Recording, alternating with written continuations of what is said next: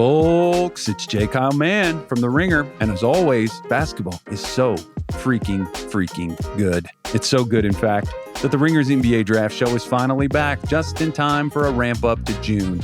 We've got you covered every week as we take an in-depth look at who's got next for the NBA's future. We'll talk the rising and falling stocks of the best and the brightest prospects in the 2025 NBA draft class, from Cooper Flagg to Dylan Harper to VJ Edgecombe and more.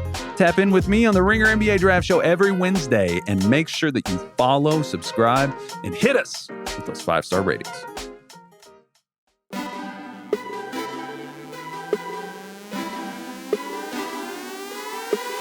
Welcome to the Ringer NFL Draft Show. My name is Danny Heifetz, and I am joined by Danny Kelly and Craig Horlbeck. And day 2 of the NFL Draft is over, and Shedeur Sanders is not on an NFL team. He's not been taken. Heifetz is hot right now. Sorry. Coming in hot. I find those too hot. We'll get through all these other things. We're going to do a stupid draft where we draft topics to talk about. But draft?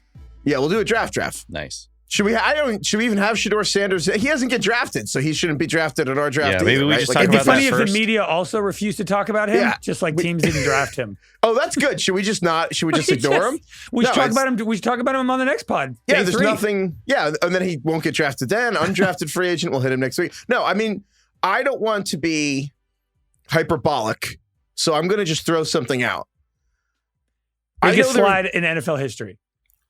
It's the biggest. This is the biggest. Yeah, this is the biggest and most embarrassing slide in the history of the NFL draft. Is that not accurate, DK? I'm trying to think of anything that would be more embarrassing. That's a strong word. Aaron Rodgers went to 24. It took 2 hours. Brady Quinn went to 21. Shedeur Sanders, this is now 2 full days. The Browns just took Dylan Gabriel, who's like 5'10". Nobody saw that. Yeah, nobody saw that 96. Coming. Jalen Milrose off the board already. What has there been? 5 quarterbacks, no Shedeur Sanders so far. Dude, there were mock drafts this week that had Shedeur going like 3rd. Yep. The Pittsburgh Steelers, we thought there was a chance. We were like, coming into the draft, I think most people were like, well, maybe the Steelers will take Shedeur Sanders at 21. And if they don't take him there, maybe Shedeur won't go in the first round. And then they were talking round 2. Early. Someone would maybe trade up for Shedeur. We're like, the Steelers, if they take him round 1, it's because they don't have a second-round pick. They don't pick again until 83. 83rd pick is on the clock, and the Steelers took a running back. They took Caleb Johnson from Iowa, who fits the team very well. But that was crazy. The Browns at this point have had 5 chances to take him. The Raiders, who, again, there was a relationship between Shedeur and Tom Brady of, the Raiders had back-to-back picks. They had 98, 99, and they didn't even take Shedeur Sanders. They have Geno Smith. Geno Smith's like 35 years old. DK, how much of this is Shedeur Sanders' play, and how much are teams like, you're a backup quarterback, and we don't want a quarterback who's a headache? I think the what is happening here, if you kind of just read between the lines, I think and we talked about this prior to the draft, there was a lot of kind of whispers that this might happen. Like if he gets past so-and-so team at number 9, the Saints or whatever, then he could fall a lot, because then there's no like really obvious teams that are going to want him to be their next starter, their next franchise future guy, like the cornerstone piece of their franchise. And the disastrous thing has happened where basically no teams stepped up and wanted him as their new franchise cornerstone. And I think the reason he's still on the board is not because I don't think he is a day 3 quarterback based on skill. I think it is a situation where nobody sees him as a starter, and now nobody really wants him as a backup just because of all the chaos that kind of comes with him, like the media firestorm or whatever you're going to see when he eventually does get picked. I think basically every team is basically just saying, look, we don't want him as a starter, and now we don't really want him as a backup because all the stuff that kind of the comes drama's with not him. worth having him as a backup on your team. So it's why would we take him? And I think look, there's a lot of pre-draft reports that were shadowy, and you never really know it's a smokescreen or whatever. But basically, that he bombed all these interviews. He was disinterested. I think the words I've seen are disinterested, unprofessional, all this stuff. He went to all these interviews, and there was a lot of reports from a lot of different people that he did. The teams were very turned off by these interviews. And obviously, like prior to the draft, that looks like character assassination or whatever. There's just a lot of ways to look at it. Now, I think you have to lend a lot more credence to the fact that this is probably what happened. Like he went to these interviews and these teams were not impressed. And I agree. And again, I very passionately made a case that I thought Shedeur Sanders was underrated as a player like a week ago. And that was during our coin flips, because I remember coming into that, we prepped for both sides because we don't know which side of the quarterback coin we're going to argue. My pro side was I still think Shedeur Sanders is if Brock Purdy thought he was Joe Burrow. And you know, Brock Purdy was the last pick in the draft. Yeah. And but my con argument, and when I've talked about this on the draft show earlier, was I think Shedeur Sanders, like as a first rounder, again, is the most likely player to get you fired in the history of the NFL draft. And I don't think that's necessarily still true as you get in the second or third round because of the pressure. But I remember being at the combine, and Craig, you were there. This is your first combine. Do you remember we saw Shedeur going interview to interview around? And I remember kind of bumping into a guy, and it was Deion Sanders Jr. And Deion Sanders Jr. is basically Shedeur's cameraman, and he follows him everywhere. And he films everything Shedeur does for the YouTube channel, everything. And if you go to Deion Sanders Jr.'s Instagram story, I got to tell you, the Shedeur draft party, it's really now that he hasn't gone the first 3 rounds, it's like now the tuxedos are kind of fucked up. It's kind of just sad. Like if you just go through this Instagram story, they really do have the vibe of, these are just like, there's a spoiled rich kid element that starts to kind of come through. And maybe, I don't think I would have thought that, but like when you hear what DK's saying of like, okay, 32 teams have passed on this guy a collective 100 times. And then at the most important position in the sport, and like, while Deion's famous, he's a Hall of Famer, and they don't think he has Hall of Fame habits. Yeah, I don't necessarily think that like him being confident verging on cocky is the main problem. I think it's him being confident verging on cocky while being like a mid-level talent. Quincy Avery was on Russillo like a month or two ago, and he was all over this. He was just like, this guy's a 5th or 6th round talent, and if his name was Mike Smith, he would go in the 5th or 6th round, and that might happen today. That's all it is. I honestly think this is actually pretty simple. I think it's like he bombed his interviews, he came off as cocky, and talent-wise, he's not good enough to overcome that. He's a mediocre college quarterback. And also, I hate to say it, I think that there's a world where maybe it was staring us in the face the whole time. He's kind of the epitome of born on third base and thought he hit a triple. Because again, from the beginning, the Deion Sanders, the snowplow parent thing. Deion was his high school offensive coordinator. And then when Shedeur Sanders had to go to college, and he was like an 80th ranked prospect. Now I'm wondering about that too. Part of me is like, who wanted to be the guy who gives stars out in high school and not give Deion Sanders his son, who's a quarterback, like a 4-star grade? But like Deion went to coach at Jackson State and took that job to get Shedeur to the NFL, and then picked up Jackson State and went to Colorado and brought Travis Hunter and the whole program to Colorado. The whole thing was to get Shedeur to the NFL. And like, so you're so right. It's a great example of honestly, like what the media can create. Like the Colorado hype train, I think really did a lot of this, because when you talk to a lot of scouts, it sounds like he was never graded that highly. And that this was the Colorado media hype train that built him up and got him to this level, when in reality, when you actually went to the people working for teams, no one ever thought he was a top talent.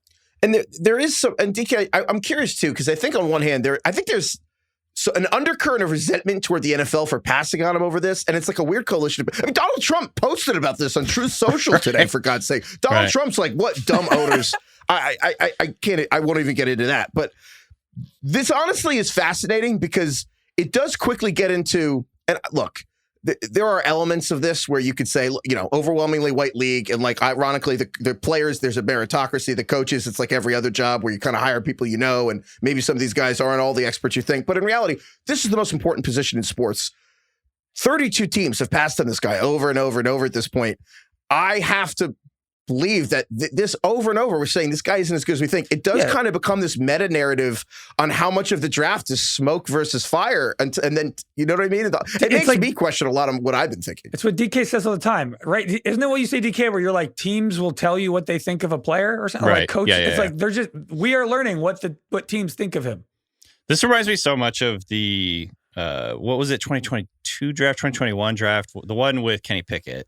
Where Malik Willis was another guy who people Malik thought Willis, maybe we kind of all pick. talked. He went higher than Shedeur Sanders. Malik Willis went higher in the 3rd round.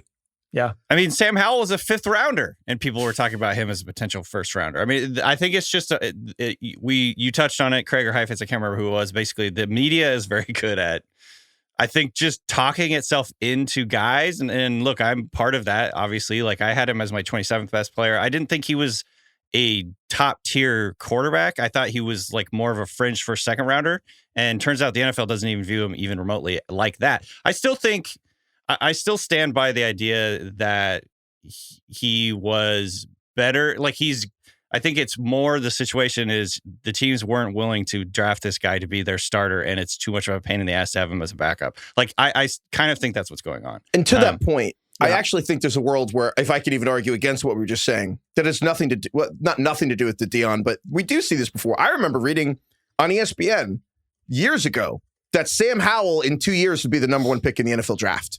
Yeah. Like, literally, the idea was Sam Howell would be the Matt first Barkley. pick. Remember Matt Barkley? Matt There was Barkley. a time when Matt Barkley was like before his final year in college, everyone was talking about him as like a top 5 pick. And it's just Spencer Rattler, who ended up going in the 5th round, made it to day 3. And again, they all had something, but Spencer Rattler actually, ironically, is the comparison here, because Spencer Rattler was like this crazy talented guy with the size that isn't really, I mean, she's a little short. Shedeur's a little taller, but like a weird frame for an NFL quarterback, Rattler and Shedeur. And they're like, this guy, the guy screaming at his teammates on the Netflix show, is going to be a backup quarterback. That's not the guy we want. And he lasted until the 5th round. And now you got Tyler Shough, who is 26 by the time week 1 begins. And Tyler Shough is going. And the Saints just wait for Tyler Shough to come to them. I think 60 picks before Shedeur. The other thing here that I think is hard for, people on the outside, kind of like us, who are sort of evaluating what's happening on the field and everything. Like, I do think these interviews, from everything we've heard, were a major, major issue for him. And look, the quarterback position is, like you said, it's the most important position, but it's also the hardest position by far in probably any sport. You have to have an incredible makeup. You have to be in, like, Jalen Hurts is a perfect example of this. Like, he was a 2nd round pick, but he is the hardest worker. He is constantly trying to improve. Every year he's gotten better. Mentality wise, he's got like the really steely attitude where he doesn't get too high, doesn't get too low. Russell Wilson's another great example of this. 3rd rounder. He was really short, but his work ethic, his belief in himself, all the A+ character stuff that you look at, like, these things are very, very important to teams. That's probably why Jackson Dart was a 1st round pick. Everything you hear about him is he's the hardest worker, leader, gonna rally guys. Going to be someone that sort of comes into an organization and rallies everybody around him. Like Jalen Milroe, another good example of that. Everything you hear about him is he's awesome as a person, hard worker, A+ character. And this stuff really matters to teams about quarterbacks, because this is going to be the representative of your team. And more importantly, for coaches, your job is in their hands. So if they don't trust you, if they think you're kind of an idiot or whatever it is, they are not going to like stick their neck out for you. It really feels like it's a perfect storm. Like, to begin with, it's a bad quarterback class, which helped all of this. Deion is the most exciting thing to happen to college football in a long time. Travis Hunter, Shedeur's teammate, is one of the best players ever in college. The confidence and the flash of Deion, I think the success of Colorado, people started to conflate that with Shedeur's talent. All of that, plus everything Shedeur has been told his entire life as the son of Deion, only playing under Deion, probably led to these interviews that didn't go well. Like, it all worked, and then mixed with what the media was doing over the last 2.5 months, it all mixed to kind of build this perfect stew, which is why we're seeing Shedeur drop right now. Yeah. Like, nobody, I mean, I think a lot of people were thinking, oh, he might drop. Nobody was, I don't know who was thinking it'd be this late, but I think more importantly, no one was thinking guys like Dylan Gabriel were going to go in front of him. Dylan Gabriel. I like Dylan Gabriel. He's 5'11". I soured on him. And then I kind of came around toward the end. I'm like, but he is 5'11". I think he's fun. He's fun lefty. And like, I don't think I can scout lefties properly. Any lefty, I'm like, I'm in. I've never been out on a lefty quarterback, but it is ironic that the Browns of all teams picked Dylan Gabriel after there was so much smoke connecting the Browns to how Shedeur. About I also can't help but wonder. I wonder how much of it's Shedeur, how much of it's Deion, how much of it's arrogance. And I think that on one level, you want to think about it like, or I want to think about it like Deion Sanders a year ago being like, oh, there are some cities I wouldn't let Shedeur go to. Yeah. And I'm like, all right, well, we know what handful of cities that would include, probably Cleveland. And now the Browns passed you 6 times. The reality is it's probably more like the Don Draper meme of the, we don't think about you at all. Yeah. You know what I mean? And I think that's part of it. Like, they're probably thinking about him a little, but it's just a headache for backup quarterback. Yeah. It is wild, though. I probably looked up 7 or 8 times today, and I was just thinking, man, this is wild. Dude, I don't think anyone expected this significant of a drop. I thought maybe he'll go on the second round. I was going to say, I know you don't have to play the whole, like, when is he going to go? Because we're going to do another show on Sunday. But Craig, do you want Shedeur Sanders in the 4th round? Because the Steelers took Caleb Johnson, Aaron running Rodgers. back. They took an Iowa running back. They still haven't signed Aaron Rodgers. At this point, it's like just the sheer value of it. Holy shit, you get a motivated Shedeur Sanders in the 4th round. At some point, you got to take him. I think yes. And I also think Tomlin is uniquely equipped to handle the Deion storm better than other coaches. Like, if anyone is kind of cemented in their franchise on their team and unable to be shaken, it is Mike Tomlin. Well, so yeah, sure. I actually think it's at this point in the 4th round taking Shedeur Sanders. And if I think the Steelers are going to get Aaron Rodgers. Yeah, that's kind of insane to think about Aaron Rodgers and Shedeur Sanders on the same team. But I actually think that if they did it, I wouldn't be that upset. I got to tell you too now, I think I would say that I have been, as much as anybody covering the NFL, trying to get ahead of the Deion Sanders thing is going to be a thing over the Shedeur Sanders. Like, Deion is a cloud, whether he wants to or not. Yeah. He's a cloud over the Shedeur experience. There is no storm anymore. Like, what is Deion going to do? Be like, put my son in? You were a 4th round pick or 5th. You know what I mean? Like, there's no pressure. Like, literally the entire NFL passing you 100 times. Yeah, there's but no pressure anymore. You think Deion's going to stay quiet during the season, regardless of when his son gets drafted? I think he's still going to I think, you know what? I don't know. 24 hours ago, DK asked me, what did you say? Well, on one hand, I want to be like, is there any humble going around? But I don't think that's how these guys operate. I asked you if you think that Deion has any glimmer of guilt over creating sort of the media circus, and then if it has anything to do with this fall, you know. I do. I will say, I have to say this, and I don't want this to come off the wrong way, but there is something about, like, if you just go and watch Deion Sanders Jr.'s Instagram story of Shedeur, there is something about him, like, I kind of never saw him this way, but like, some level, he's 22 years old, he's absurdly wealthy, he's absurdly rich, he's absurdly famous, and he just ends everything he says with legendary. His podcast is called Too Legendary. And like, every day he just gets on Twitter and tweets legendary, like once a day. And I'm just like, when you don't go in the 1st round or the 2nd or the 3rd, at some point you kind of look at that and you're like, oh, maybe that's like a tip of an iceberg, that when you see the whole thing, the teams were like, oh, this guy, maybe they're like, he's all hat, no saddle. You know, or is it all sizzle, no steak, whatever I don't know. Basically just, yeah. I will say, Mel Kiper. I know. So I was going to say, okay? We buried the lead here. He ruined the ESPN broadcast because it just had best available Shedeur. It's been 80 picks. They went 80 picks with Shedeur as the best available. He said, he was like, I'm not going to talk about Shedeur a lot today. And he went on to talk about Shedeur constantly. And he brought up that Joe Montana went in the 3rd round. Yeah. So we have that. So who's the 4th round quarterback he brings up now? He's going to talk Dak Prescott all day tomorrow. Yeah, Dak and Kirk went in the 4th. He's going to make the Brady comp, I'm sure, if he falls later than that. 6th round, yeah. Watch Shedeur go in the Brady spot. Who picks in that exact spot? Maybe the Raiders will take him in the Brady spot. Wow. Someone, if he wait, I'm like, what it was what was Brady? 196? 199. Isn't that his production company? Yeah. The Chargers have 199. Yeah, don't think that's happening. Craig, I think everyone's desperate to know. Have you been practicing at all? Your Mel Kiper? Oh, hell, no. I'll save it. Give the Mel Kiper right now on Shedeur. No. Kirk Cousins went in round 4. Joe Montana went round 3. Give it. Come on. No, I have to wait till Shedeur gets drafted. What are we doing here? Okay. All right, fine. Austin was prepping me. He was giving me my notes on Mel, so I got to work on it over the weekend. We'll tease that. That'll be up Monday morning then. Unless Shedeur never gets drafted, then we'll never have to talk about him again. Yeah, he goes undrafted and figures out a way to go back to school, but then he'd have to have a new number for Colorado because his number was retired.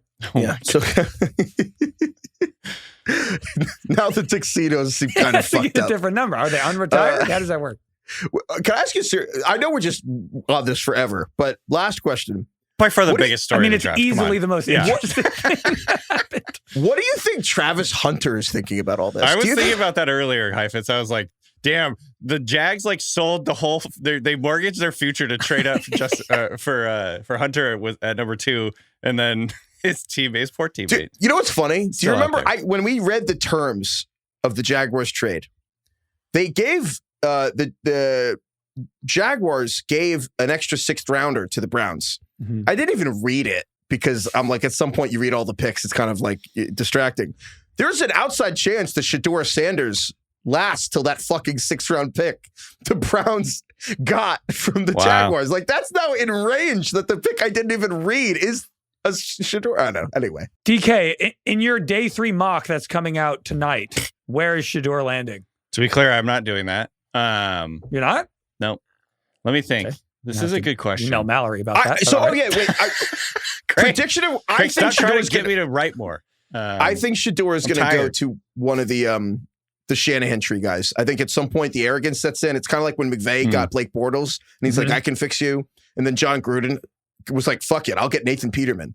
Like, there is at some level of, I can deal with this guy. It's got to be on a team with a super entrenched quarterback, I would think. Yeah, a Shanahan, a McVay, McDaniel. I think one of those guys with the entrenched quarterback. The Eagles, I don't think will do it because I think Howie stepped in that already with the. It's tough too because all those teams you just mentioned are all of kind of the flashiest cities: L.A., Miami, San Francisco. Like, it'd be cool if he had to go to like Cleveland, you know.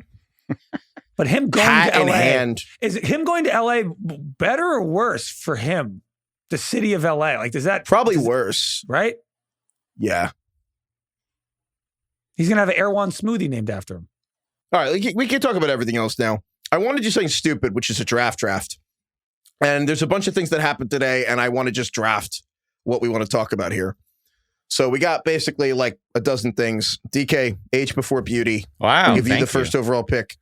What would you like to talk about from day 2 of the NFL draft? I'm going to go full homer here, and I want to talk about the Seahawks draft because it's both exciting and interesting in my mind. The Jalen Milroe pick is fascinating on a lot of levels. Like, you heard us talk about him on the Take Purge, which I don't remember what we said. For the people that plugged in Seattle, remind us when Seattle actually took today. Yeah. We can't be held responsible for any of those wild, outrageous takes that we had. But we can take credit for them if they're right. If they're right in the future. Right. But yeah, I mean, basically, to me, Jalen Milroe is the perfect non-day one quarterback project, because if you're going to take a non-first round quarterback, it's just nice to have the superhero is on the range of outcomes for this guy. Basically, he's just a freak athlete with a really strong arm. You're not getting that with any of these other day 2 quarterbacks. There's always just, I think for a lot of those guys, it's like your upside is a good backup, and that's like why these teams are taking them, get them in there and help try to get them developed or whatever, and maybe they'll turn into a good backup down the line. Like, I think Milroe is more interesting than that sort of archetype of quarterback, because not only does he have sort of that upside as a superhero, souped up. I've heard the souped up Jalen Hurts comp before. Basically, he's in that style of quarterback where you can use him in the run game a lot, kind of like massage the offense. So he's, making the throws that he feels very comfortable making, not necessarily the most complete passer. Like, Jalen Hurts doesn't throw the middle of the field very often. That's like a huge thing. That's a Russell Wilson thing as well. Maybe they can kind of massage an offense around him, but obviously insanely talented runner. One of the best college like quarterback runners we've seen in years. Just explosive, good vision, tackle breaking. And then the other thing I think that's just kind of interesting about this whole thing, and I'm not relegating him to this, but the Seahawks did just hire Taysom Hill's former offensive coordinator in Clint Kubiak. And so, I don't know, maybe there's some view here that they're going to maybe try and get him on the field in certain packages and utilize his athleticism, utilize his freakish speed as a runner, and just make things a little bit more difficult for opposing defenses when they're preparing for the Seahawks. So I just think it's an interesting, kind of exciting pick. And obviously there's some upside there. And you took Gray Zabel in the first round as a guard. You took Nick Emenwari, the safety out of South Carolina. And then you got Elijah Arroyo, the tight end out of Miami. Yeah. This is the most athletic Seahawks draft. And this is a team in the past that has focused very hard on athleticism. Like, take a guy that has elite athleticism, we can coach him up and turn him into a good player. It doesn't always work, of course. But Emenwari, according to the RAS score, the RAS score, the most athletic safety ever measured. He's just explosive, big, kind of a rangy guy. The Seahawks traded up for him in the second round. They traded up to like the 3rd or 4th pick in the second round to grab this guy. I had heard before the draft that they really loved him. They were blown away by him. I think they had him in for a 30 visit.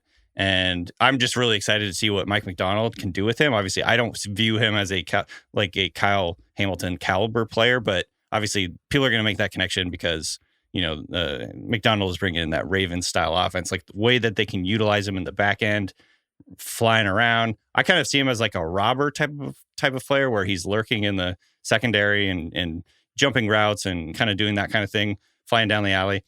And so, yeah, he's a really exciting pick. Arroyo, one of the most athletic tight ends in this class. And then, Elijah Roy, the tight end in Miami. Yeah.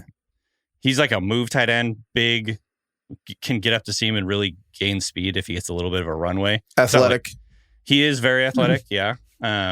So that's kind of exciting. And then obviously Milroe is like elite athlete. So really good class. A+ grade for your Seahawks. The Seahawks, A+ athleticism for sure. Seattle got the second round. They traded it up, but they got the second rounder that they could have taken at 18, and people would have been like, good pick at 18. And they got him at 35 or whatever. And then, it's an awesome draft. And Milroe that's what it's one of those, like, whether they connect or not, it's a home run swing. And like, it's awesome. Like a true, and sometimes team takes swings, but it's like a line drive power. It's like this is a grand slam swing with Jalen Milroe. Did you know that this is in 14 years, John Schneider's been the GM of the Seahawks. This is only the third quarterback he's taken. Russell Wilson and Drew Lock? No, he didn't draft Russell Wilson and Charlie. I think it was like some 7th rounder or something. I'm trying to remember off the top of my head, but it was like a nobody. And then him. Okay, so Seahawks, Craig. You mentioned home run. I kind of just want to talk about the Bears taking Luther Burden, the receiver out of Missouri. Speaking of which, dingers! Yeah, dingers! Look, so they took, with the 10th pick, they took Colston Loveland, the tight end out of Michigan. And I think we were all kind of like, all right, they went for it. They got an offensive guy for Caleb, time to do something else. Nope, their next pick, Luther Burden, who was like the most high-ceiling electric wide receiver you could add to the team. I think he's awesome. I know people are mixed. He had a down year last year. The year before that, he was incredible. He was looked at as potentially like a top 10 pick in the draft if he were to have come out a year before this year.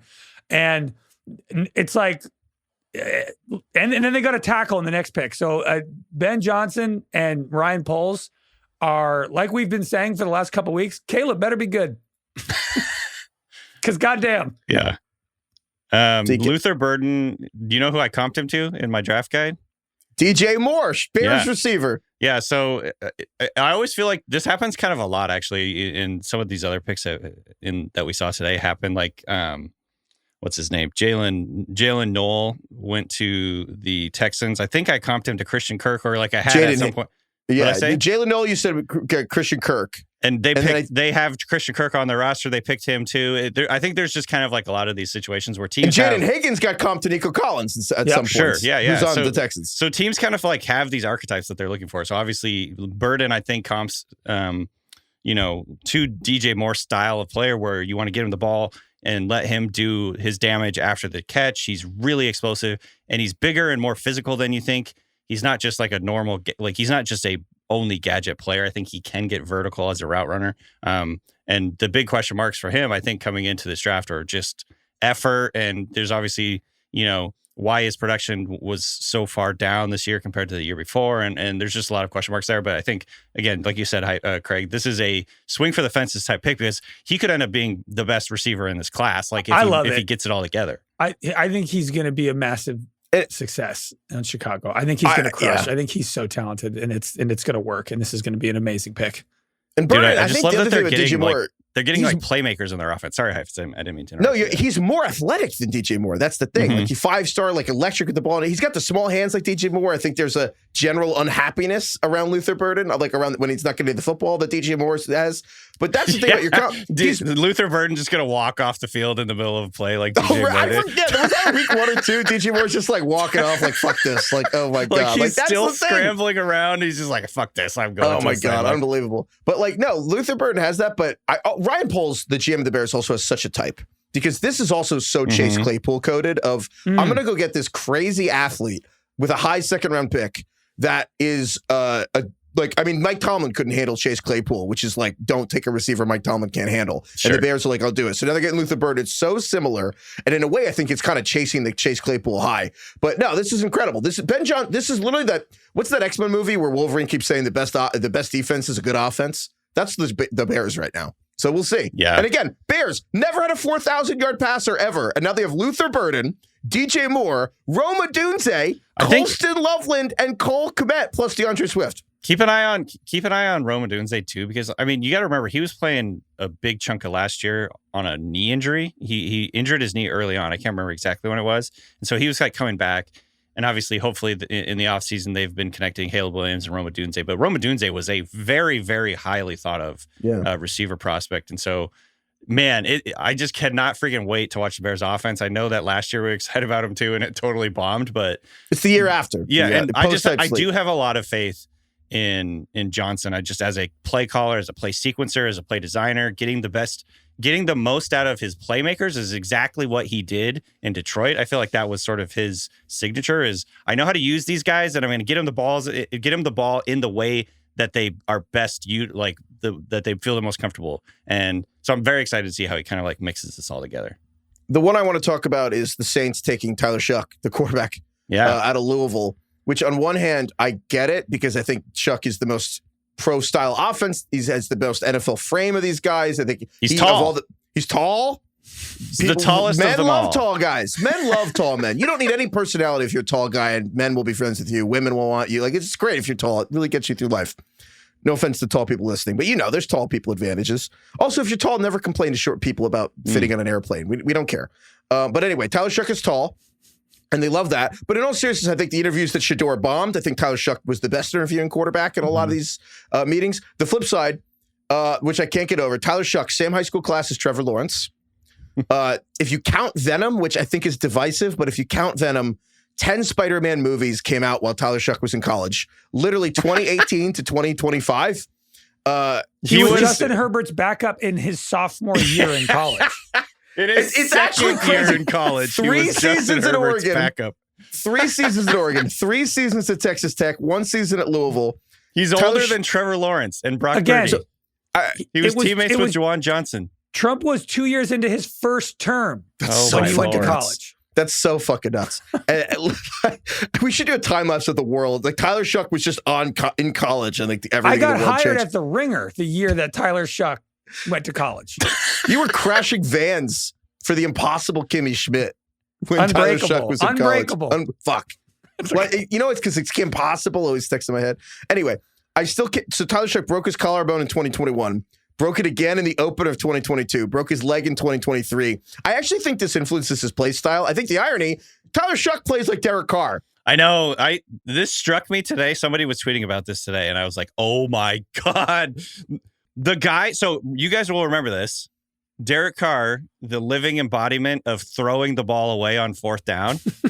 The biggest issue that I had with Tyler Shough watching him, I was so frustrated watching him. And I told you guys this. I wanted to like him. Yeah, you hate him. I went in there and I was just like, I can't do it with this guy. He throws the ball away so fucking much. The instant pressure comes, he's just like, broke your collarbone twice and broke your leg. Panics and throws it out of bounds. Yeah, he has one really bad play. Watching that style. He has one really bad, like Will Levis mixed with Derek Carr play where he's like getting super pressured and he like underhands the ball 15 yards forward to the other team. Play. Yeah. He plays like, how like Aaron Rodgers plays now, end of his career. He plays like he's biologically 41.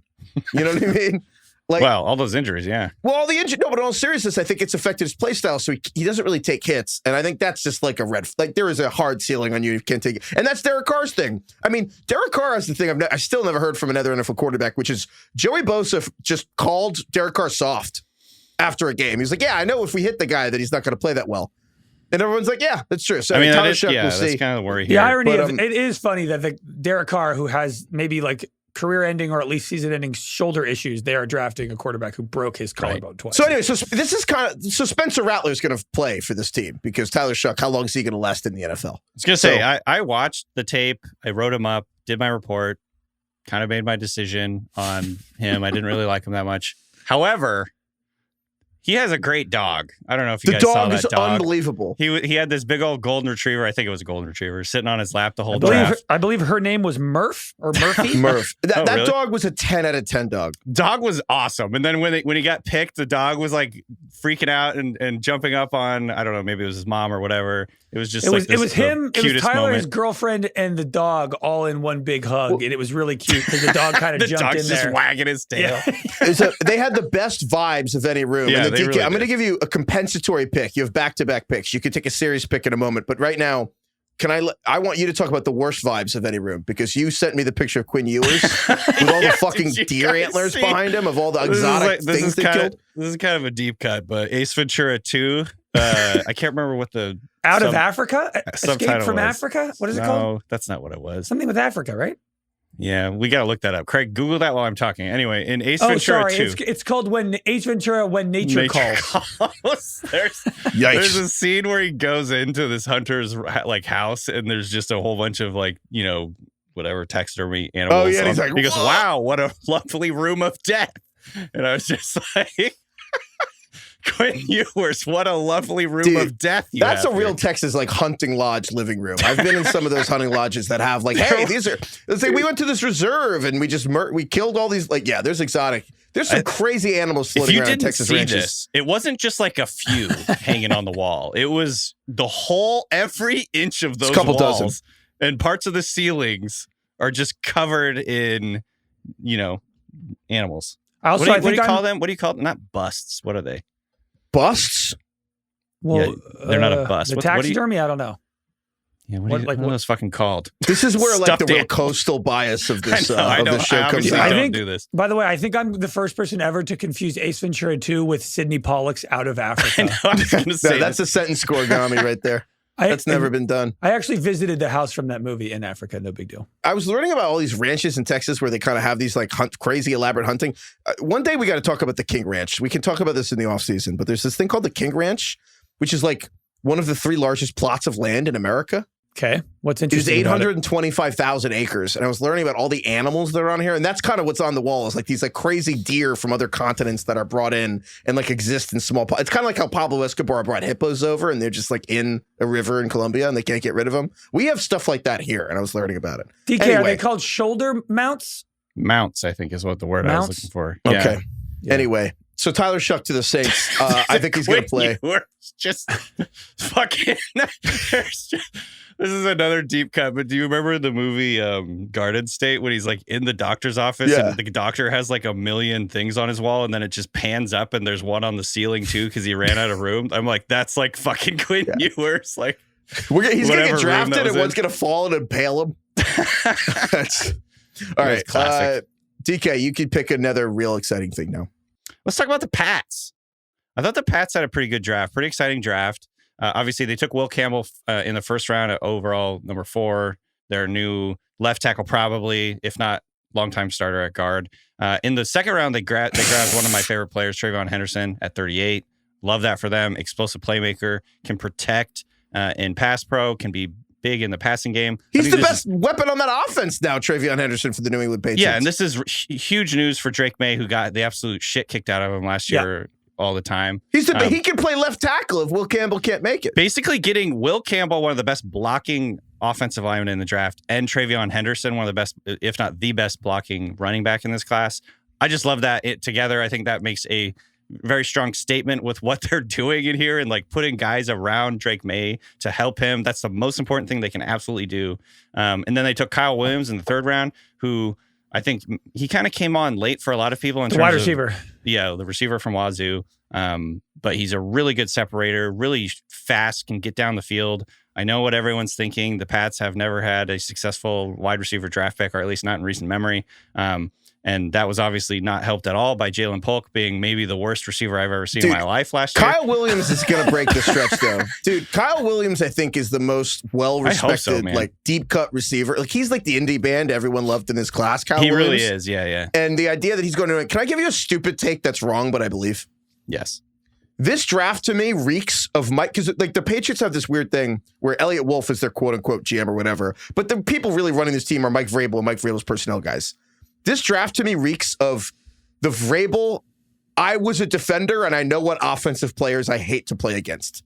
Like all these guys, Will Campbell, where Mike Vrabel is out here like, I don't give a shit if the left tackle's arms are short. If he can block me, and I think he can block. Like TreVeyon Henderson is, give me the guy, home run guy that can pick up a block. I love when a guy can be on the field on 3rd down or it doesn't matter. Kyle Williams, who is not like the big size speed thing where it's like, I think Vrabel, if you gave him true serum, is like, I love the big athletic people who don't know how to play football. Kyle Williams knows how to play football. And like, that's kind of the through line of all these Patriots picks. They are guys who know how to fucking play football. Also, they drafted Jared Wilson, who was one of the most highly regarded center prospects in this class, a 1-year starter for Georgia, one of the most athletic centers we've ever seen. I think my take on his tape was like, I didn't like love it. And I think that's why he fell to the late third round. He was a little passive at times, a little bit kind of lost at times. But I think obviously the athletic upside is there. He's built exactly what you want your center to be built like. And, he played for Georgia, played a lot of really good players. I think that's just a really, really interesting pick. He could end up being a starter for them pretty early on, too. Oh, look at this, though. There's been a trade. Danny's traded up with Craig for this pick. And what do I get in return? I don't know. We'll figure it out later. Can I get one of those mounts on Quinn Ewers' wall? Yeah, I'm gonna get you. Yeah, I'm gonna get you a deer. Thanks. No, but I think that the reason Henderson was there for the Patriots was that the Browns took Quinshon Judkins, the running back, 36. They took him over TreVeyon Henderson. What did you think of that, DK? The Browns taking Quinshon over Henderson. I think that's just a question of style. The Judkins and Henderson, obviously very different styles. Judkins is a early down, grinder, the type of guy you can get a ton of volume to, and Henderson much more of a complementary style back. I think the Browns were just looking for a guy who's going to be able to carry a heavy load for them and be a big physical red zone guy. Like he scored a ton of touchdowns for Ohio State last year. They kind of used him in those situations.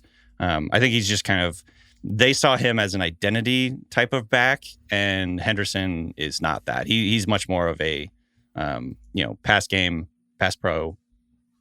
Finesse isn't the right word, but he's much more of like an explosive outside guy, and Judkins is between the tackles, just run up the gut, do that kind of thing. I obviously liked Henderson more. I think explosive-wise, passing game-wise, he's much more valuable, but I understand why the Browns wanted to do it that way. I just didn't see him quite that high. I think Nick Chubb's unfortunately done in Cleveland. I think the injury and just, it was cool to see him come back for a bit, but he's a free agent. Maybe the Browns bring him back, honestly, just to let Quinshon Judkins see Chubb's work ethic or whatever. But I think Judkins is a 3-down back, and he's the future. I don't want to say Najee Harris or anything because it's just kind of like a 3-down back that doesn't have top end speed. But I actually think Judkins is going to be really good, and I think this will work in Cleveland. So, yeah, it was cool to see the Ohio State guys go in the top 40. Craig, you're on the clock. We mentioned them earlier, but the Texans taking both Iowa State wide receivers. That's so weird. They took Jaden Higgins, who, again, has many comps to Nico Collins, and then they took Jalen Noel, who has many comps to Christian Kirk, who's on the Texans. The Texans wide receivers now, if you look at their depth chart, they have so many guys. Their receivers are kind of like, there are like 9 deep. There are like 9 legitimate guys whose names that They have Nico Collins and Tank Dell. Tank Dell's coming off the injury. They now have these 2 rookies, Higgins and Noel. They have John Mechie III. They have Christian Kirk. They have Justin Watson from the Chiefs. Braxton Berrios is a name people know probably just because of his girlfriend now. And then even Xavier Hutchinson was making a few plays last year. Yeah, he was their former teammate, by the way, at Iowa State. So they my God, yeah, Hutchinson's the Texans are 1/3 Iowa State receivers. Yes. DK, did you feel like perhaps they only needed one of those guys looking at their wide receiver class? Or is this just a sign that Tank Dell's not going to play football this year? I think that's number one. It's the sign that Tank Dell very likely not going to play football in 2025, or at least not till very late in the season. This just reeks to me of, we had a pick. He was by far our highest ranked player on the board. Both times? No, for Noel when they came back to him in the 3rd round, because I think obviously they loved Higgins. He was an early 2nd round pick. They obviously had a lot of conviction on that, I'm sure, and wanted to get a big ball winner compliment to Nico Collins. I think that makes sense. And then my guess is when they came back to the round 3 when they grabbed Noel, it was just like, man, he's still out here. And there were some random ass receivers that went before Noel. Dude, I was gonna do that later, but I mean, we could just talk about it now. I'm not gonna lie, a couple guys I've never heard of went in round 3, which usually I know all the receivers. Dude, the Lions traded 2 3rd round picks to move up in the 3rd round to select Isaac Tesla. I think that's one of the worst trades I've ever heard. Yeah. Isaac Tesla is a name I thought was funny, and I'm like, I won't have to know who this guy is. If you look at maybe look like I've doubted the Lions before in their process, and they end up making me look bad because they've developed really well and all that. Fuck that. This is what you said last year, where the Brad Holmes, the GM, is feeling himself. So he's like, I'm going to just take my guys. I got to trust my gut. The trade, I don't have it in front of me, but I believe the Lions traded, it was something like 102 or 98 or something to move up to 70, and they gave up 2/3 next year to do that. I got news for you. Isaac Tesla would have been there 30 picks later when the Lions were picking. You could have kept the 2/3 next year. You probably could have had him in the 4th round. Why are you trading 2 future thirds for a guy that you could get 50 picks later? Also, his name's Isaac Tesla. What the fuck is going on? I think it's so weird, too, because to me, Tesla is the perfect example of a guy you take on day 3. Also, it's Tesla. It's T-E capital Sorry, S. Isaac Tesla. Like coleslaw. Yes. So he is hyper athletic, which you're going to love, Heifetz. One of the best testing athletes at the combine this year. I think it was at the combine, whatever. He ran really fast, super explosive. He's like 6'4", 215, great size, absolutely atrocious production. There was like a stretch of games where he had like either one or no catches like at the end of the season, where it's just like the production does not match the traits whatsoever. That to me is the profile of a player you take in the 4th or 5th round, not trade 2 future 3rd round picks to take in the 3rd. That's like verbatim what Nick Saban said on the broadcast. He's like, this is not the kind of player you usually take on day 2. That profile is a day 3 pick. It's a super athlete we think we can turn into a good football player. And he's also old. So I think it's just bizarre. Knowing the Lions, like I said, I'm trying to, not cover my ass, but basically like knowing the Lions, maybe they do turn him into a really good player. But like process-wise, this is terrible. This is how the teams, lovable, wonderful teams like the Lions, they get a little out over their skis on this. You lose 6 really respected assistant coaches, and suddenly you're fucking trading future thirds for Isaac fucking Tesla, who Tesla. Sorry, it's TESLAA. Tesla. Yeah. Also, he played before Arkansas. What Division II Hillsdale College. So he was a like a Wildcat quarterback or whatever, wing T quarterback in high school. So there's some reasons that it took him a little longer to develop. Basically, but like at the end of the day, they're betting on fabulous athletic traits and size. And I mean, he is really good at the catch point. He has good hands. He can go up and bring down a ball in traffic. Dude. There's that. But man, again, the profile and the process to me are awful. Jalen Noel from the Texans going after 9 picks after Isaac Tesla is one of those things where you scroll through old drafts. Tesla, sorry. But you scroll through old drafts, you're like, how did this receiver go after this receiver? Yes. This is it's rare to get them in real time. Isaac Tesla going 9 picks before Jalen Noel to Texans is one of those that's going to stick out for a long time. So agreed. So to circle back, that's what I think happened, Craig, is they were not expecting Noel to be there that late. And they're basically like, look, we don't really need another receiver right here, but this is such great value. They probably had a good grade on him. Yeah, let's field a baseball team of receivers. Fuck it. Yeah.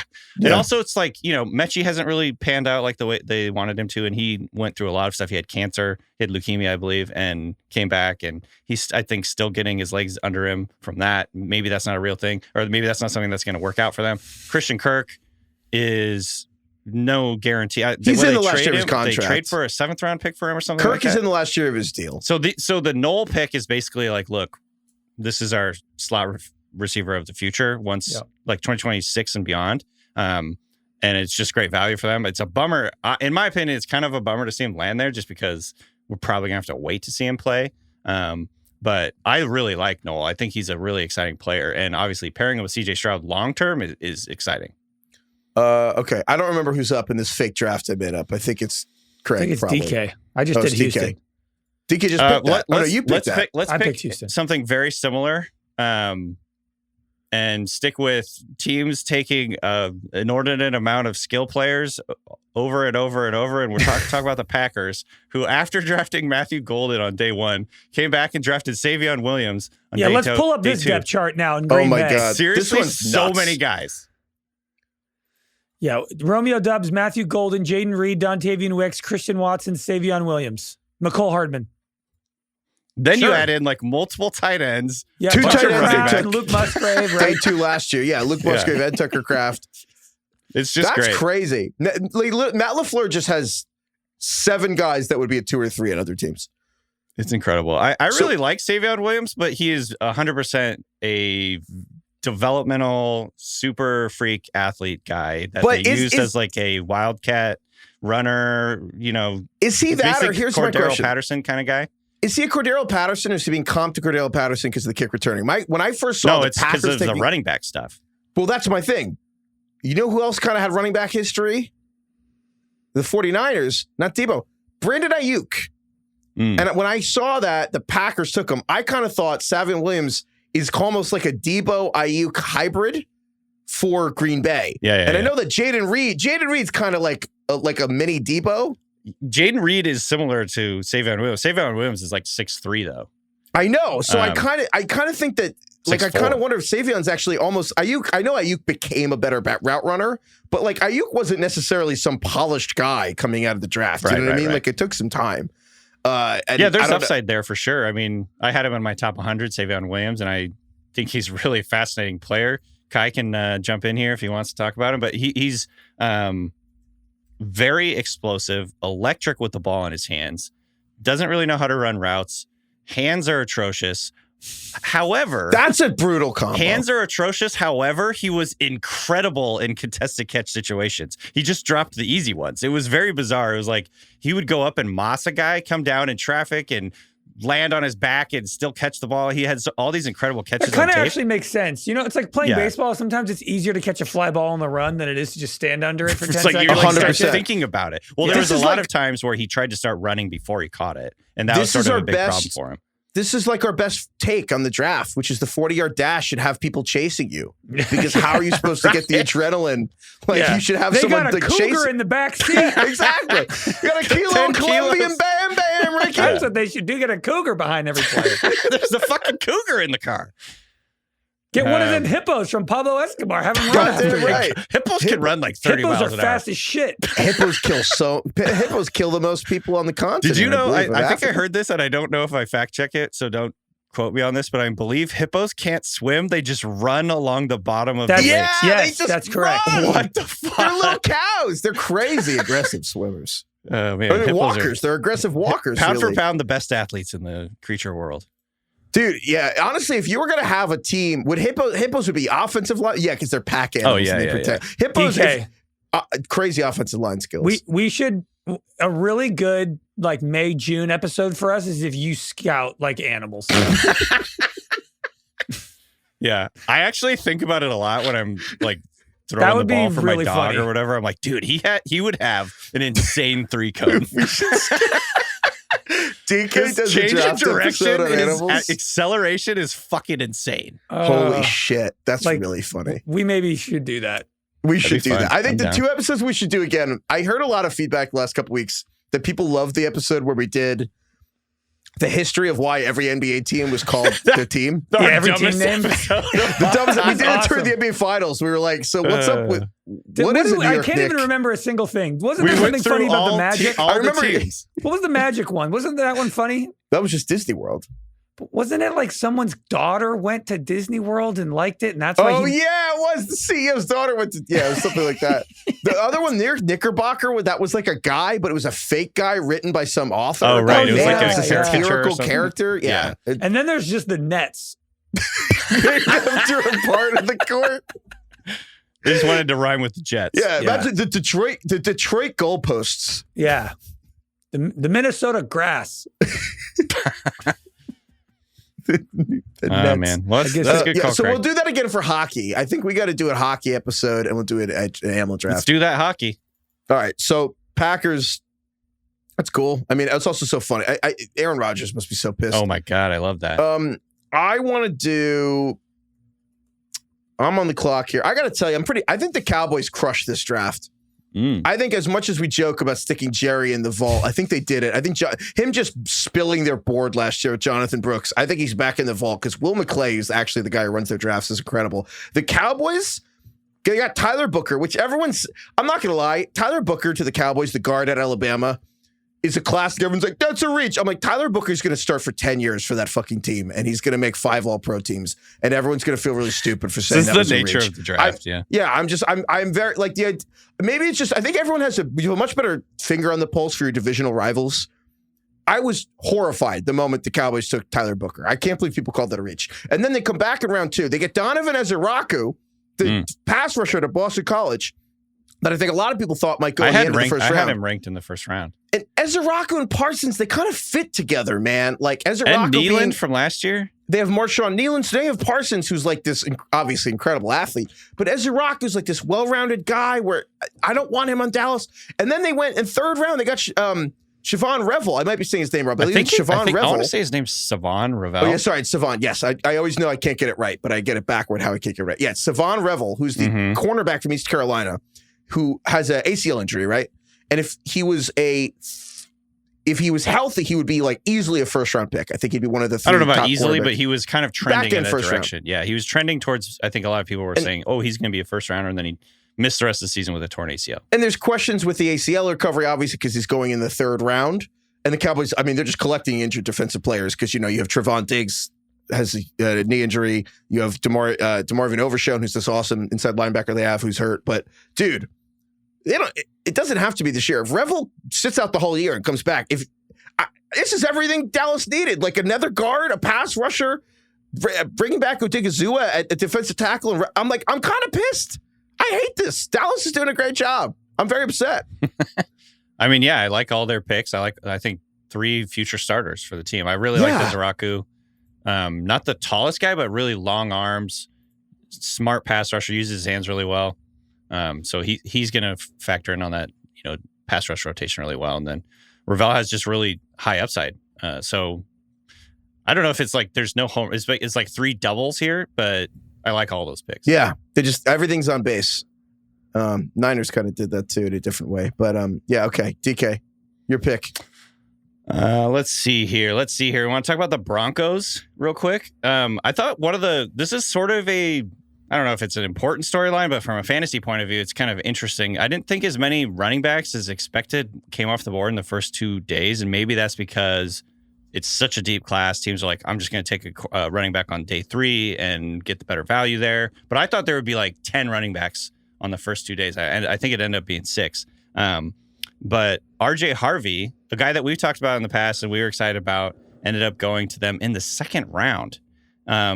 And so obviously the Broncos were a team that we connected with Omar and Hampton before the draft. Like everyone's thinking that they have a pretty barren running back core right now. It's just Jaleel McLaughlin and Audric Estime and then a couple other random dudes. And so Harvey could step right in here and be the starter, be a huge part of this offense.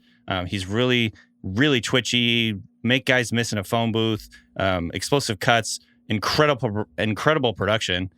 So I'm just really excited and I'm intrigued by this RJ Harvey on the Broncos pick. Yeah, I don't know if it's just because the Bo Nix pick worked, but I'm kind of like convinced that whatever Sean Payton is doing now, that he's kind of settled into his home. Yeah. He's like set everything up where he wants it. Now I'm kind of starting to be convinced that like any pick that they make, that, RJ Harvey, like this is going to work. And a lot of people are like comparing him to Bucky Irving. DK, you compared him to Devontae Freeman. Complimentary. Devontae Freeman was good for a little while there. Yeah. Just a little undersized, but like a really elusive, physical runner. I mean, Harvey, honestly, he's like if Bucky Irving was a little faster. And I think that what you said, DK, that make people miss in a phone booth, I think that, I think that as the generations move on, people increasingly don't know what phone booths are. But they used to be these like small spaces where very tight quarters. Just means if you're getting squared up with a defender in a small area, he could make that guy miss. A lot of running backs are like, oh, I'm fucked at this point and just fall over. But he like really has that elusiveness. He's a big playback. I saw this stat. He produced 32 rushes of 15 plus yards, which is second only to Genty. And he's really good at doing that thing where he kind of like drafts off of his blockers, kind of waits for the blocks to set up, and then scoots through the line when the defender overcommits to one side or the other. Just a smart, savvy, elusive runner. Craig, want to wrap this thing up?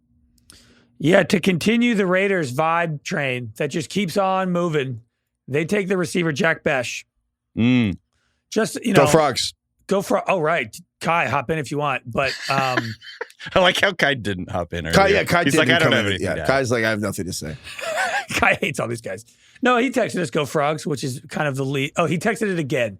Go Frogs 2X. Frogs time 2. Just kind of the least possible effort from Kai, but thank you. He says Besh over Savion is his take, which is... Thanks. I mean, no offense, Kai, but very obvious. Yeah, so now the Raiders took Ashton Jenney. They have Jack Besh, the receiver out of TCU, 2 offensive linemen, and then they took Darian Porter, the corner out of Iowa State. But just rounding out the offense, the vibes, everything going on in Vegas. Jack Besh, he had this tragic story of his brother dying at the terrorist attack in New Orleans and on January 1st, and just seems like an all-around great character guy to have on the team. And yeah, like we've been saying, I mean, Vegas is going to be a team that I think a lot of people root for this year. I think the Raiders are officially the most likable team entering the season. Or really high on the list. I think that they're like very easily the darling. If you take out the teams that are legit, like the Bills don't count anymore. Like the Bills are like a real Super Bowl contender. They've been a real Super Bowl contender for 5 years. I think they've graduated to they're just a contender. And I think they're the team I would most want to win the Super Bowl right now.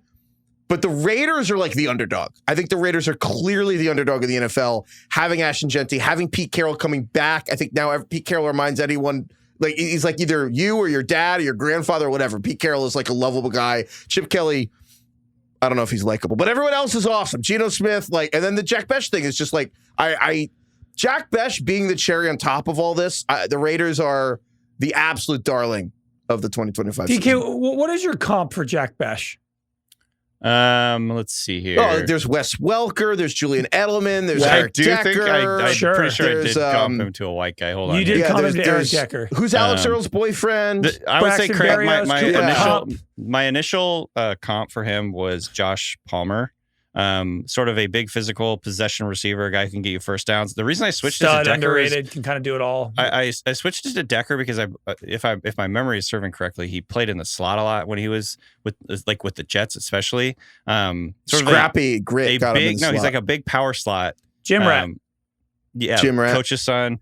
But like, so the fact that I think Besh could really operate out of the slot and be really good. I saw someone talking about this, like Bowers and Besh have kind of similar skill sets. And I think Geno really likes passing in that short and intermediate area, quick, get the ball out, let the guy do his thing. I think Geno's going to have a great connection with this guy.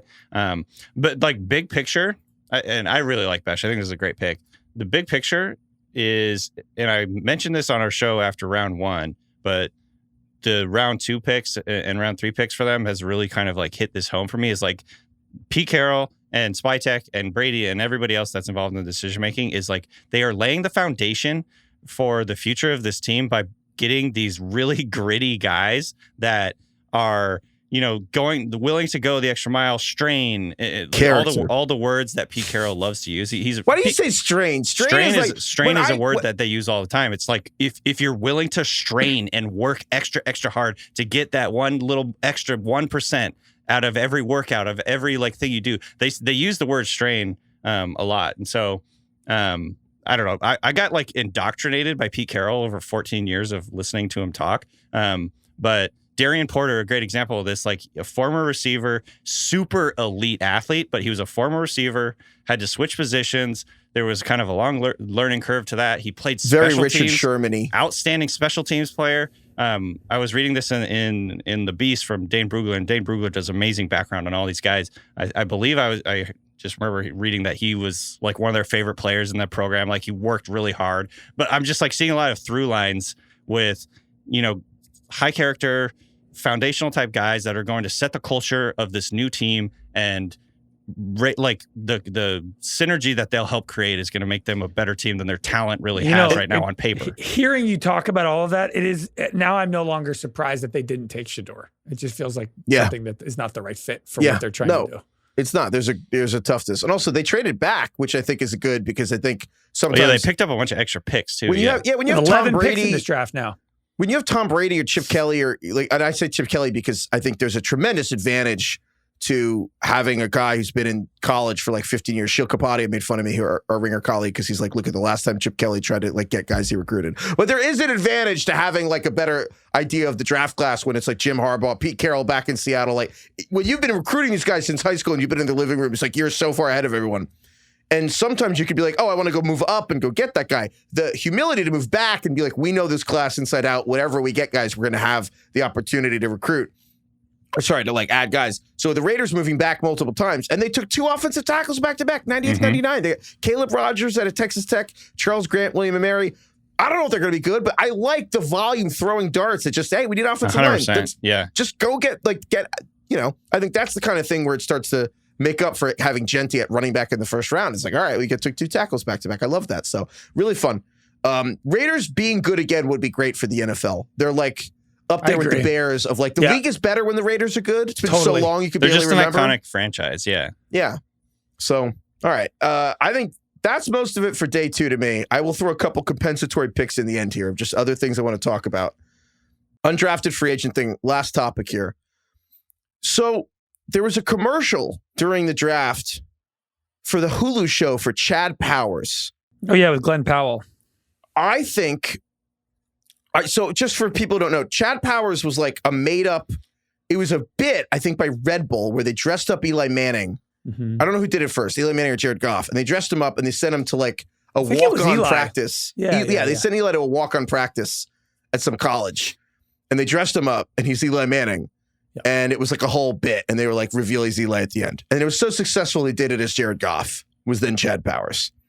And then they made a third one with Baker. I barely watched it because I'm like, how many times are you going to do this? I didn't even know they did one with Baker. That's the point. The third video didn't even get traction because I'm like, I get it. Like you dressed up the guy and then no one knew. And then, oh my God, they do. This is now a TV show. And the reason I bring this up is, Craig, you do the Town podcast with Matt Bellany. You produce that. And you guys do Hollywood every week. I think I would like to inform you of something. This is the bubble. This commercial for this Hulu show reminded me of the scene in The Big Short where the stripper owns 5 houses. Yeah. There are too many fucking TV. If the YouTube series for Chad Powers that I wouldn't even watch the third video has now been made into a television show, presumably for millions of dollars, this whole thing is going to collapse. This is like the caveman show that happened for like a season. Yes! That's how I felt watching it. I'm like, who paid for this? I think a more similar comp to this is Uncle Drew, perhaps. Yeah, Uncle Drew. Which was made into a movie, which you might not remember. But those videos were epic, though. Those were much better quality. Yeah, I do think that, I don't know. I think Glenn Powell's pretty reliable. Glenn Powell's sports comedy. I don't know. Wait, is Glenn Powell the guy? I didn't even realize he was there. Yes, I didn't Glenn really watch Powell the commercial is the that quarterback. closely. So it's like, I'm kind of like, I hear what you're saying. Well, now I'm kind of in, actually. But I think people don't even need to know about the Eli Manning thing at all, and they'll still just think this is a funny concept. I'm not going to lie. I didn't know it was Chad Powers. Ironically, the disguise was really good. I'm kind of in now that it's Glenn Powell. Yeah. Maybe I should watch it. Yeah. Okay. Damn. Sounds it's kind of just like now. a funny idea for a TV show, and most people aren't going to know the Eli Manning thing, and like, who cares? Yeah, that's a good point. All right, well, now I'm in. All right, anything else in the draft you guys want to talk about before we get out of here? Did you guys see the NFL rivalries announcement that they made, that the Nike made at the draft today? I saw it, and then I looked back at my phone. It's not that big of a deal, but I kind of wanted to talk about it briefly. They announced that they're going to be doing a new jersey theme where they're going to basically announce rivalries. It'll be like Bears Packers or something, I guess. But they will make specific jerseys so that when the Bears and Packers play, they will be wearing. It's the first jersey like innovation I think the NFL has done since the disaster of the color rush, which was the worst thing that's ever happened in the league. The people who were colorblind couldn't tell the difference between it was like the Jets and the Bills. Yeah, but now this is like, the NBA kind of does stuff like this. But yeah, this is basically like rivalries. There's going to be specific jerseys for when teams are playing their rivals. I got to be honest, I kind of don't hate it. Yeah, that's cool. I like that. Yeah. I think it's kind of cool. There should be more jerseys. Like, if they're good, have they released what they look like? No, I don't believe so. They're also, you can wear your throwbacks 4 times this year versus, I think it was the draft is fucking figuring out anything they can do to keep your attention. They are announcing that they will be doing a jersey theme, but not showing us the jerseys. Yeah, announcing a jersey thing without having even a visual of any kind is incredible. Like, I wish they gave a date. Like, we will be releasing the rivalries jerseys on June 10th. At some point, the NFL has better communication than many workplaces. You know what I mean? Yeah. So, Craig, real quick before we go, speaking of jerseys, I thought it was funny that Caleb Johnson, the Iowa running back, went to the Steelers, who have like the. I was just making the joke. You don't even have to like do a Photoshop. I'm obsessed.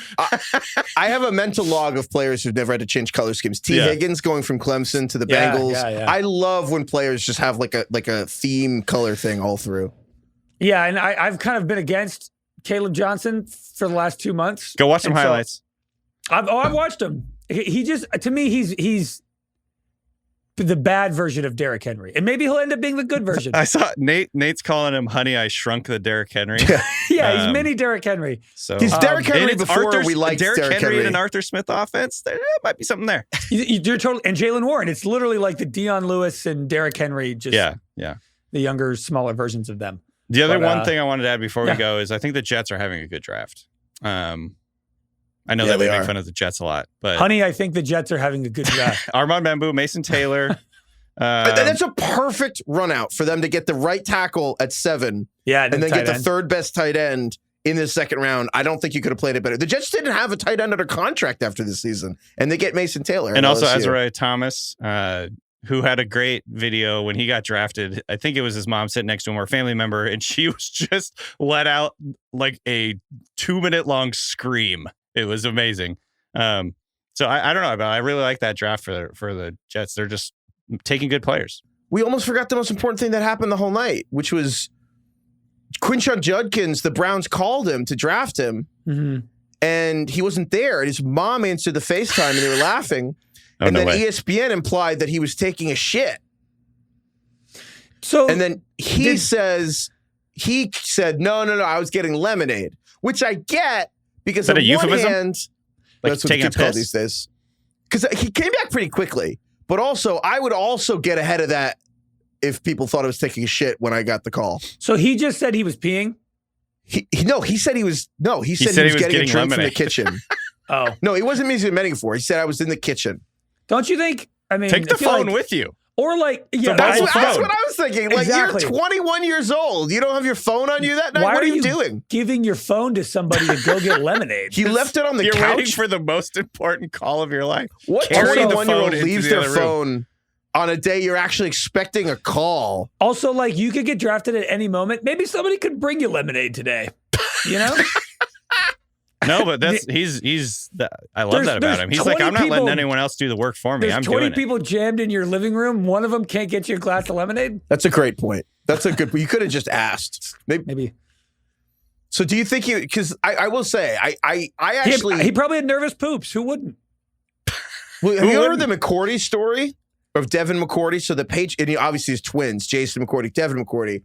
Devin McCourty goes in the first round of the Patriots like 10 years ago, and he told the story that he was taking a shit. No way. The Patriots Did Jason called. Fill in for him? Jason took the call. Belichick didn't know that story. That feels like a show on Hulu. Yeah, Jason. That's the Chad Powers. He's a twin. You don't know it till the end. It's like, I was going to say a movie, but I don't want to spoil it. But yeah, it's like that movie. But I know what you're going to say. Yeah, but Belichick didn't know the McCourty story till like 7 years later. No way. Well, it's his twin. What are you going to do? Fucking call him on it? Like, what? Is it your body double? What are you going to say? Well, you'd think like 6 months in, you'd tell the coach what happened. I don't think he found out till the Patriots traded for Jason McCourty like 7 years later. I feel like I would tell my coach. Who cares? But yeah, all right. Well, so there are twins that are fraternal and identical, but there are some twins that are like fucking identical. And the McCourtys are like identical. Yeah, yeah. Like they've got the same DNA. Or they have the same fingerprints. There should be a global twin database where there's a ranking of the twins that look careful asking for government database. All right. I'm just saying, I want to know which twins look the most similar in the world. I would love to look at that list. Oh, well, Craig, this reminds me. Good news. 23andMe is for sale, so we can find out. Craig, this reminds me. I saw a series that a photographer was doing, an artist of some sort. Trying to find people who aren't related. Yes, they went around and like found a bunch of random people who were not related who looked exactly the same. It was so weird and kind of cool to look at. Like, obviously they weren't quite the same, but it's like doppelgangers. Have you seen the photo? So no one's going to know this, but so Sam Shough, who is an editor here at The Ringer, who has since left, a long time ago, looks exactly like Jack Antonoff, like identical. And so this was just like a joke that was lightly And then one day he puts a photo in Slack, and he was getting into a cab, and Jack Antonoff was getting out of the cab in New York City, and they were wearing the same fucking clothes. What? They were wearing the same glasses. So it's like the Matrix fucked up. It was the Matrix fucked up. Like the same, like they were both wearing a Mets hat with the same glasses, the same shirt, the same shoe. It literally was like a simulation. And they got out and they were like, "Is that me?" And they took this photo, and it's just him and Jack. It was so funny. Man, I love that. But stuff. yeah, the world's weird. Kind of makes that sense. database. Like you'd think there'd be enough people in the world now that there's a bunch of people that look alike. Yeah. All right. Anyway. So we're going to have another show Sunday. I don't know when we're going to record it, but we're going to put it up at least from first thing Monday morning, maybe Sunday night. We'll see.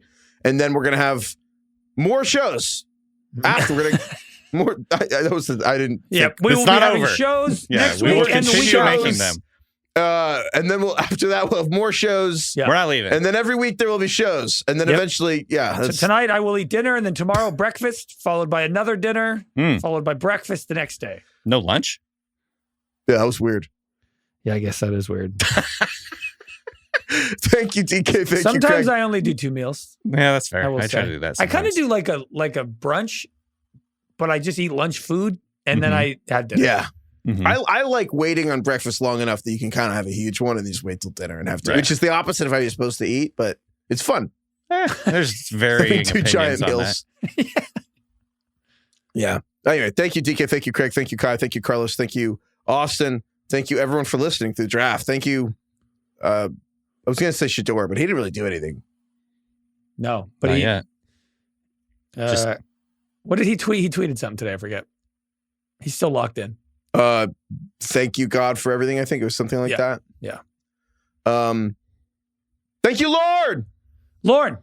Thank you, Prince. I would like to point out, Wow. and someone named Adam pointed this out on Blue Sky to me. I was talking about how the Panthers took Nick Scorton and Princely Uman-Milan today, which I liked. And Adam points out that the Panthers now have a Michael Jackson, a Bobby Brown, and a Prince on their roster. Whoa. That's fucking funny. Yeah. Holy shit. So that's cool. That's actually wild. You guys- Now I'm like looking at the roster, see if they have any other famous singers, artists. Big news. This was reported on April up? 9th. Hawk to a Girl, Haley Welch, has landed a guest spot in the Glenn Powell Chad Power Show. Lord. No All way. Yeah. I don't know why Yahoo is reporting this, but they did. Yeah, so look out for it's a cameo, so I guess she's playing herself. God, is Chad Powers going to go on Talk Tua in the show? That's kind Probably. of sick. I'm kind of in. I kind of want to watch Chad Powers now. Oh yeah, I'm definitely going to watch that show. But it's like Talk Tua in the show. I don't know. That's good. No, that's good stuff. That's good. That's good process. That's good, Scrimshaw. The problem is they probably shot it before her podcast, like before all of her problems, Before the crypto fraud Alleged. thing. Right. all of her alleged issues, misdoings. So anyway, but hey, if you need to cut that scene and you want Chad Powers to go on a different show, if anybody who works at Hulu's listening, Oh my God. we're available. If Chad Powers wants to come on this show, in the show, You pause. yeah, hit there us at a up. weird Email point. us at ringerfantasyfootball@gmail.com. Or Yeah. email my real email. You can find that one. Like I heard what you said, Craig. What'd you say? If Chad Powers wants to come on our show, Yeah. I was That's- like, where are you going with this? Very, Um, very deliberate and unfortunate pause there by you. A pregnant pause, as it were. Yeah. Anyway, Glenn, come on. Glenn's a fan of The Ringer. Hell yeah. Maybe. It's not we have a non-zero chance. Non-zero. Yeah, that's a good way to put it. So you're telling me there's a chance. The other Panthers player they have is Josie Jewell, who's not a pop singer, but that just sounds like a pop singer from the 80s. does. Josie It Jewell. does. Yeah. The only That's- starting linebacker that just sounds like you should have been singing with Cher. Josie Jewell was hanging out with the Beach Boys back in the day when they were getting involved in the Wall Or of Sound Sound Wall. and hanging out with Charles Manson and company. We got a bad email. Uh-oh. I said the Beach Boys were doing their thing 40 years ago. And someone was like, I hate to tell you, but it was 60 years ago. it was the Christ, I was like, it was holy- 60 years I ago? was like, holy shit, it was 60 years ago. That's fucked. What Yeah, the this- The 60s being 60 years ago is horrific. That's bad. That's bad. Because you know what's bad? The thing that Back to the Future, if it were now, would be set in like 1997. That factoid is now like 5 years old. Christ, that's like when I was in high school. Back to the Future, they go to 2024, I think. Right? No, it's 2015 because that's when the Cubs were supposed to win the World Series, and then they won the World Series in 2016, which was crazy. Like they really almost nailed the Cubs winning the World Series, which is another Matrix glitching thing. We live in a weird world. Do you guys think the world's a simulation? Sometimes. When they program that in my brain, yes. They don't want you to know, so it's like saying it. Because is it so crazy, or am I too sick? What am I? Is it so sane? Right. Dude, it's the Kramer. I'm at the nexus of the universe. First. All right. Goodbye, everyone.